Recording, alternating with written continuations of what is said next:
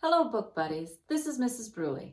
Today our book is Horton Hatches the Egg by Dr. Seuss.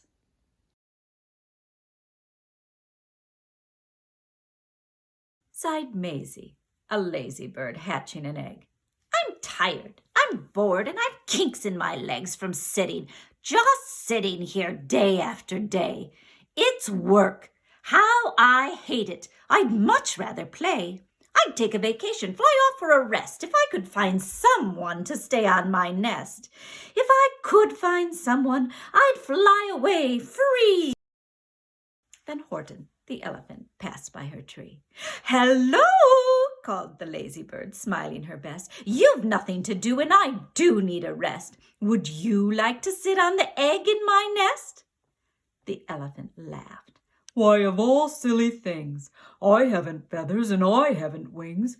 Me on your egg? Why, that doesn't make sense. Your egg is so small, ma'am, and I'm so immense." "Tut-tut," answered Maisie. "I know you're not small, but I'm sure you can do it. No trouble at all. Just sit on it softly. You're gentle and kind. Come, be a good fellow. I know you won't mind."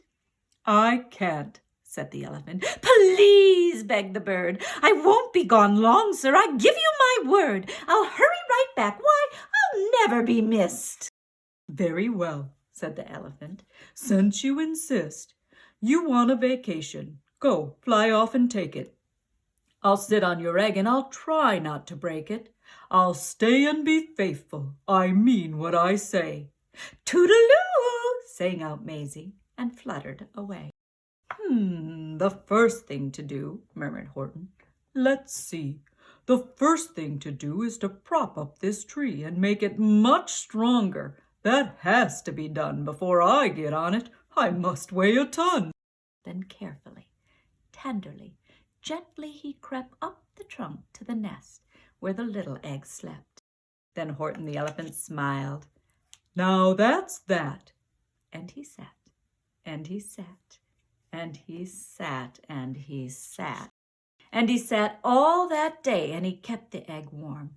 And he sat all that night through a terrible storm. It poured, and it lightened, it thundered, it rumbled. "Oh, this isn't much fun," the poor elephant grumbled. "I wish she'd come back, 'cause I'm cold and I'm wet. I hope that Maisie bird doesn't forget." But Maisie, by this time, was far beyond reach, enjoying the sunshine way off in Palm Beach, and having such fun, such a wonderful rest, decided she'd never go back to her nest. And then came the winter. The snow and the sleet and icicles hung from his trunk and his feet. But Horton kept sitting and said with a sneeze, "I'll stay on this egg and I won't let it freeze. I meant what I said and I said what I meant. An elephant's faithful 100%. So poor Horton sat there the whole winter through. And then came the springtime, with troubles anew. His friends gathered round, and they shouted with glee, "Look, Horton the elephant's up in a tree!"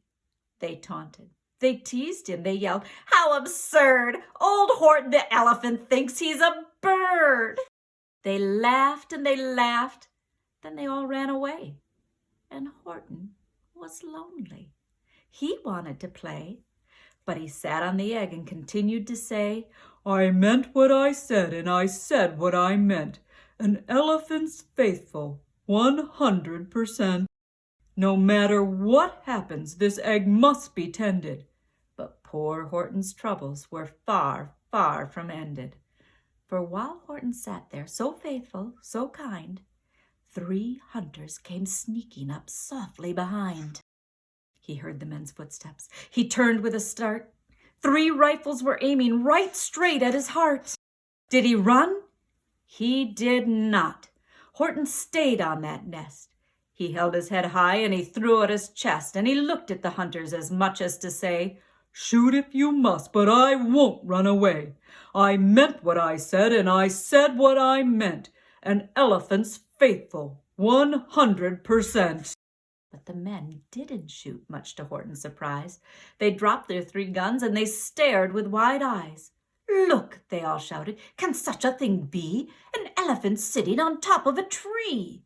It's amazing, it's strange, it's wonderful new.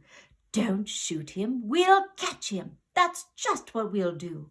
Let's take him alive. Why, he's terribly funny. We'll sell him back home to a circus for money."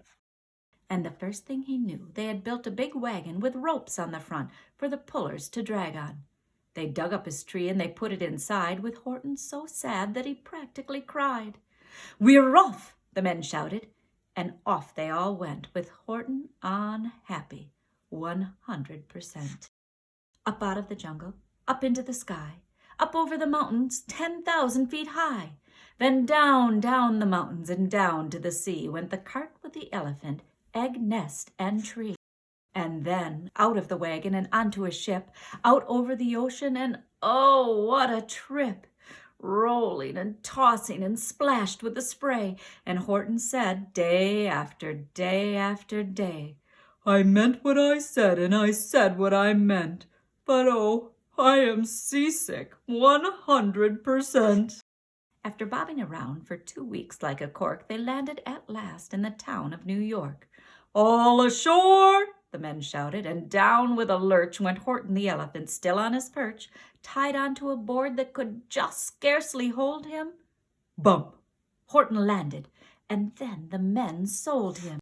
Sold to a circus. Then week after week they showed him to people at 10 cents a peek. They took him to Boston, to Kalamazoo, Chicago, Weehawken, and Washington too, to Dayton, Ohio, St. Paul, Minnesota, to Wichita, Kansas, to Drake, North Dakota. And everywhere thousands of folks flocked to see and laugh at the elephant up in a tree. Poor Horton grew sadder the farther he went, but he said as he sat in the hot, noisy tent, I meant what I said, and I said what I meant. An elephant's faithful, 100%. Then, one day, the circus show happened to reach a town way down south, not so far from Palm Beach. And dawdling along way up high in the sky, who, of all people, should chance to fly by? But that old good-for-nothing bird, Runaway Maisie, still on vacation and still just as lazy. And spying the flags and the tents just below, she sang out, "What fun! Why, I'll go to the show!" And she swooped from the clouds through an open tent door. "Good gracious," gasped Maisie, "I've seen you before!" Poor Horton looked up with his face white as chalk. He started to speak, but before he could talk, there rang out the noisiest, ear-splitting squeaks from the egg that he sat on for 51 weeks. A thumping, a bumping, a wild, alive scratching. My egg, shouted Horton. My egg! Why, it's hatching! But it's mine, screamed the bird when she heard the egg crack. The work was all done. Now she wanted it back.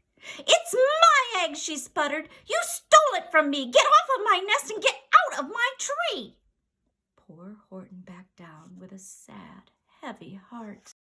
But at that very instant the egg burst apart, and out of the pieces of red and white shell from the egg that he sat on so long and so well, Horton the elephant saw something whiz.